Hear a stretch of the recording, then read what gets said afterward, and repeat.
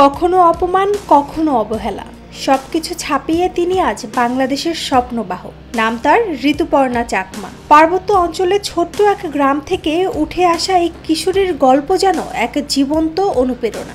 শৈশবে ফুটবল খেলার ইচ্ছায় হাফ প্যান্ট পরেছিলেন ঋতুপর্ণা, আর তাতেই জুটেছিল অপমান। সমাজ বলেছিল মেয়ে হয়ে এসব করা যায় না, কিন্তু সে থেমে থাকেনি।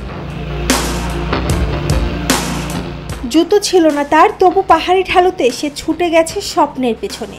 চড়াই উতরাইয়ে গড়ে উঠেছে তার অধ্যাবসায়। জীবনের প্রতিটি বাঁকে বাঁকে বাধা এসেছে, কিন্তু তা তাকে ভাঙতে পারেনি, বরং গড়েছে আরো শক্ত করে। প্রচন্ড পরিশ্রম আর একাগ্রতার ফলস্বরূপ জায়গা করে নেন অনূর্ধ্ব-16 দলে, এরপর জাতীয় নারী ফুটবল দলে। আর সেখানেই ঘটে যায় এক বিস্ময়কর ঘটনা।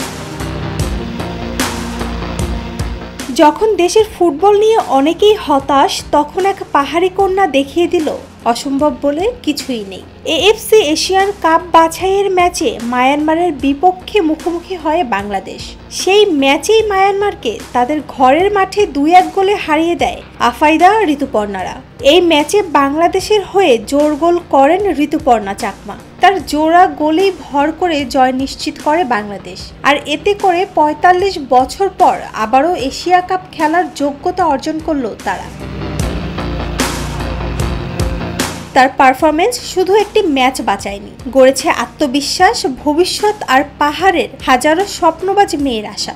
বাংলাদেশের নারী ফুটবল দলের তিনি একজন জ্বলন্ত নাম। এই গল্প কেবলমাত্র খেলার নয়, এই গল্প স্বপ্নের, সাহসের, সংগ্রামের।